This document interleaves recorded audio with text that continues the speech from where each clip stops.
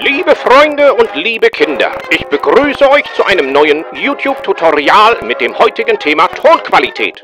Es ist zu beobachten, dass die feindliche Übernahme der nationalen YouTube-Trends durch das korrupte Filtersystem dieser Plattform dazu führt, dass das heranwachsende Jungvolk sich in konsumgeilen Filterblasen verirrt und den Blick auf die wesentlichen Werte ihrer kreativen Schöpfungen verliert.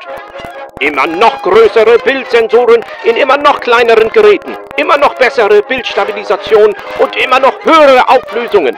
Full HD reicht nicht mehr aus. Nein, es müssen schon 2K, 4K und 8K sein. Größenwahnsinnig, wenn man bedenkt, dass 95% dieser belanglosen Videos auf diesen scheiß Handys und heimlich unter der Bettdecke geschaut werden. Entweder ist der Ton zu übersteuert, zu leise oder man hört nur noch Sturmgeräusche. Ich ertrage dieses Genuschel der heutigen Jugend nicht mehr.